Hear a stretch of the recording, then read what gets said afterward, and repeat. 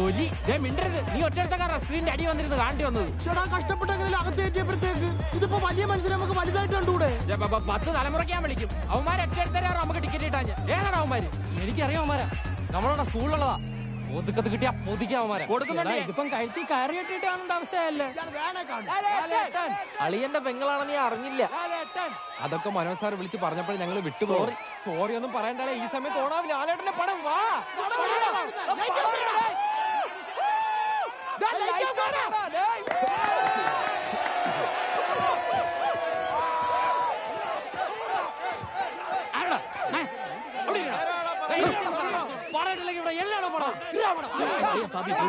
മര്യാദക്ക് പടം കണ്ടോണം. ഇവിടെ കിടന്ന് ഷോ കാണിച്ച മുട്ടുകാലി ഞാൻ തല്ലി പിടിക്കും. ഇറങ്ങിപ്പോടാ പാണ്ടി കരിമ്പാറം.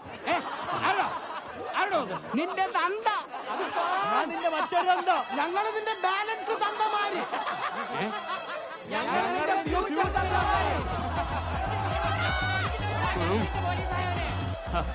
ഇറങ്ങിപ്പോടാ.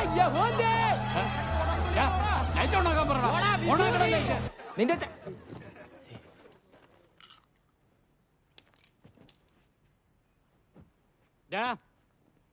ആരടാ ബേളം വെച്ചേ? ആരടാ ബേളം വെച്ചെന്ന മിണ്ടായിരുന്ന സിനിമ കണ്ടിട്ട് പൊക്കോണം നായിന്റെ മക്കളെ.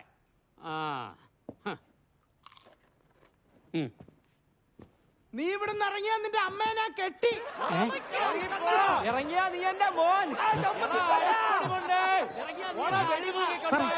സാർ ഇപ്പം പോരുത്. പോയി കഴിഞ്ഞാൽ അവന്മാര് പറയുന്നത് സത്യമാണെന്ന് വിചാരിക്കും. ആണോ? ഓ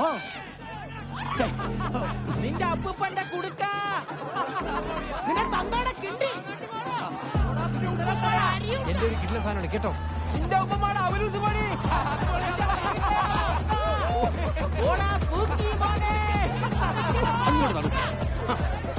നിന്റെ അച്ഛന്റെ ഉച്ചി.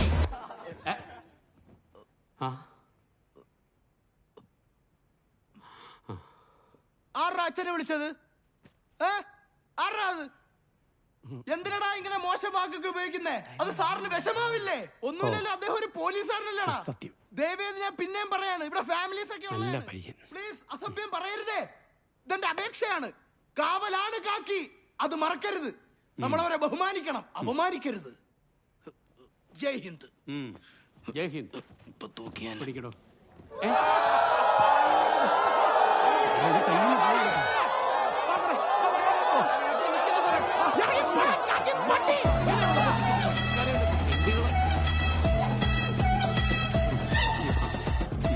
അപ്പൊ ഇലുമിനാന്റിയോ? അതൊക്കെ ഒരു വലിയൊരു സംഭവം, നിങ്ങൾക്ക് അറിയത്തില്ല. ഹരോൾഡ് പേര് തുടങ്ങിയ സംഭവം ഇതൊക്കെ. എന്റെ കുടുംബം അങ്ങനെയല്ല സാറേ. ഞാൻ ചീത്ത വിളിക്കുന്ന കുടുംബത്തിൽ നിന്ന് വന്നതല്ല സാറേ. സാറേ എന്റെ കൊച്ചാപ്പയാണ് സത്യം സാറേ, ഞാനല്ല സാറേ. എന്റെ